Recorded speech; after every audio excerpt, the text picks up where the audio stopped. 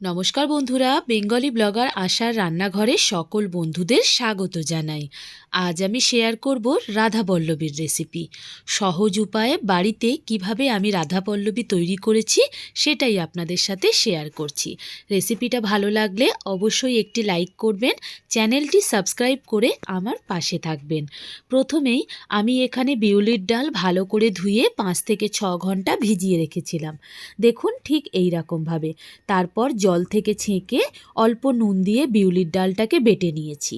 এদিকে কড়াই গরম করে কিছুটা নিলাম অল্প একটু 2 চিমটি জোয়ান, 1 টেবিল চামচ মৌরি, 1 টেবিল চামচ গোটা জিরে শুকনো খোলায় ভেজে গুঁড়ো করে নেব।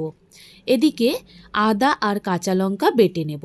এখানে ময়দা নিয়েছি, ময়দার মধ্যে দিলাম লবণ, দিলাম গুঁড়ো করা চিনি, ভাজা মশলা, 2 টেবিল চামচ সাদা তেল আর দেব আদা কাঁচা লঙ্কা বাটা। ভালো করে ময়দার সাথে সমস্ত উপকরণ এইভাবে হাত দিয়ে একটু ময়াম দিয়ে নেব। তারপরে অল্প দিয়ে দেব বিউলির ডাল বাটা। বিউলির ডাল বাটা দেওয়ার পর ময়দাটাকে জল দিয়ে ঠেসে ঠেসে মেখে নেব।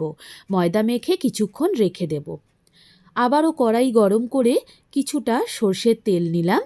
তার মধ্যে যোগ করব 1/2 টেবিল চামচ কালো জিরে, 1 টেবিল চামচ আদা কাঁচা লঙ্কা বাটা, দেব সামান্য একটু ভাজা মশলা। দেওয়ার পরে এইভাবে মশলাটা কষিয়ে নিয়ে বিউলির ডাল বাটা দিয়ে হালকা একটু নেড়ে চেড়ে নিয়ে পুরটাকে তৈরি করে নেব।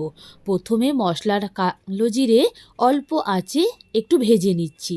একটু সুগন্ধ বেরোলেই তবেই কিন্তু বিউলির ডাল বাটা যোগ করব। এবারে বিউলির ডাল বাটা দিয়ে ভালো করে মশলার সাথে কষিয়ে শুকনো করে পুর রেডি করে নিলাম। হওয়ার পর একটু ঠান্ডা করে নেব। তারপরে যে ময়দা মাখাটা রাখা ছিল সেটা ছোট ছোট করে লেচি করে একটি বাটির মতো করে নেব। তার মধ্যে পুর ভরে হালকা হাতে বেলে নিয়ে গরম করে সাদা তেল ভেজে নেব। যেমন আমরা লুচি ভাজি ঠিক সেরকমভাবেই রাধাপল্লবীগুলো ভেজে নিতে হবে।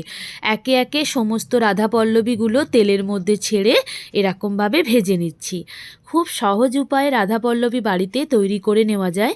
এই শীতের আমেজ নিতে রাধাপল্লবী আর কড়াইশুঁটি দিয়ে নতুন আলুর দম আপনারা সহজেই পরিবেশন করতে পারেন। আমি একে একে সমস্ত রাধাপল্লবীগুলো ভেজে নিচ্ছি। প্রত্যেকটা রাধাপল্লবী খুব সুন্দরভাবে ফুলে উঠেছে।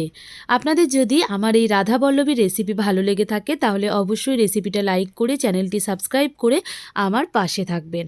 আজকের মতো এই পর্যন্তই। সবাই ভালো থাকবেন, সুস্থ থাকবেন। আবার আমি ফিরে আসব অন্য একটি রেসিপি নিয়ে।